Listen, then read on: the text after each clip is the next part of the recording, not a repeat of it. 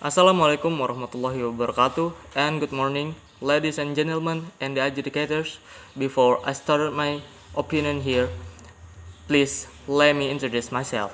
My name is Farhad Aidillah Ahmad, and I am a representative of Senior High School ITCI Penajam Pasir Utara.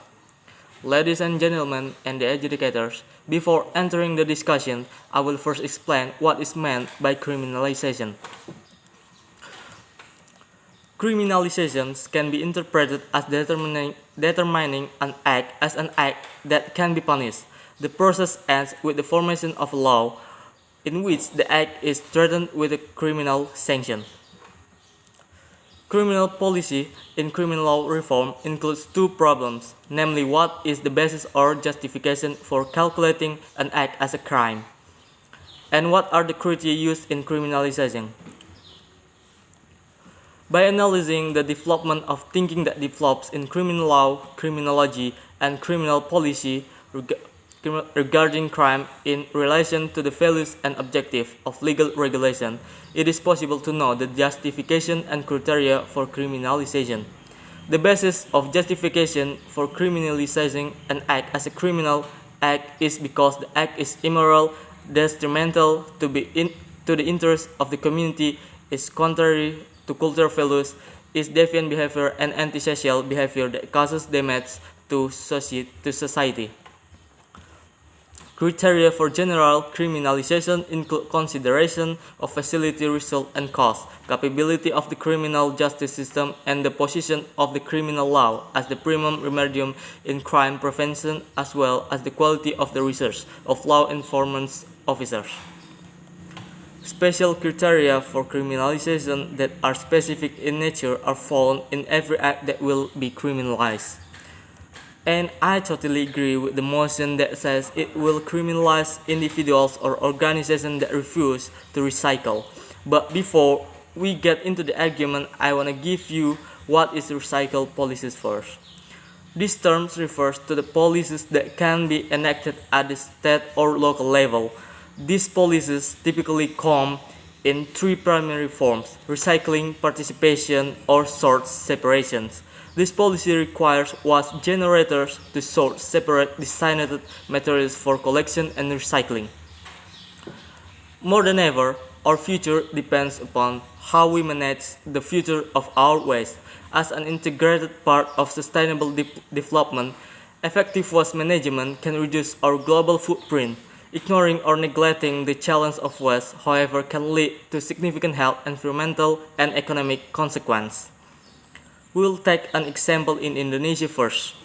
Indonesia has been in hot water over its contribution to marine waste since 2015, when a report by researchers Jana Jambek ranked Indonesia as the world's second worst marine plastic polluter for allowing about 1.29 million tons of plastic waste to enter the ocean in 2010 as a result of improper waste management.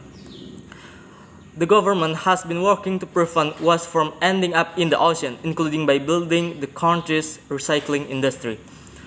But the efforts still have a long way to go. Many say the country's ineffective waste management practices have held the recycling industry back. Indonesia produces about 6.8 million of plastic waste annually, according to a 2017 survey by Indonesia National Plastic Action Partnership, a multi-stakeholder partnership to address plastic pollution. A staggering 1.3 billion tons of food produced each year to feed the world's 7 billion people.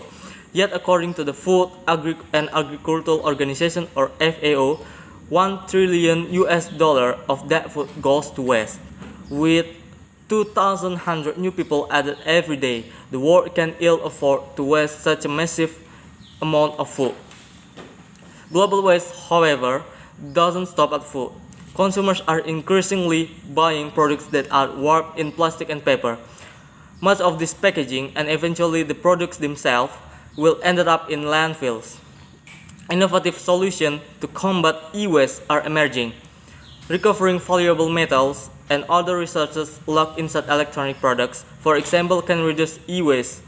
Not only can recycling reduce pressure on the environment, it can also create jobs and generate income.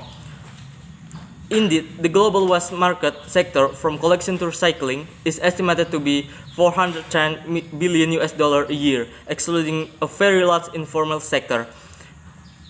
As with any large economic sector, however, there are opportunities for illegal activities at various stages of the waste chain.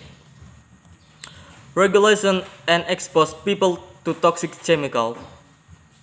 In the rush for profits, operators may ignore waste regulation and expose people to toxic chemicals. On a large scale, organized crime may engage in tax fraud and money laundering. About 41.8 million metric tons of e-waste was generated in 2014 and partly handled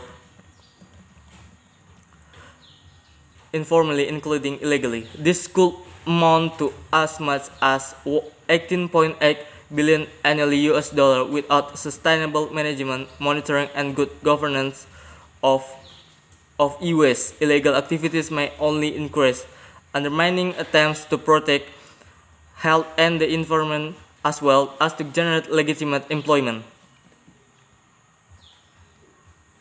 The evolution of crime, even the transnational organized crime in the waste sector, is a significant threat. Whether the crime is associated with direct dumping or unsafe waste management, it is creating multifaceted consequences that must be addressed. The Basel, Rotterdam, and Stockholm conventions are at the forefront of global action to track and manage the transboundary flows of hazardous waste. More recent efforts, such as the Solving the E-Waste Problem or STEP initiative led by the United Nations University, are generating additional momentum. We hope that this pioneering report contributes to the debate and leads to concerted and meaningful action. Therefore, I totally agree with the motion this time because the impact of this waste problem has a huge impact on this living things on the planet Earth. Ladies and gentlemen and the adjudicators, this is the last statement that I said, and thank you so much. Wassalamualaikum warahmatullahi wabarakatuh.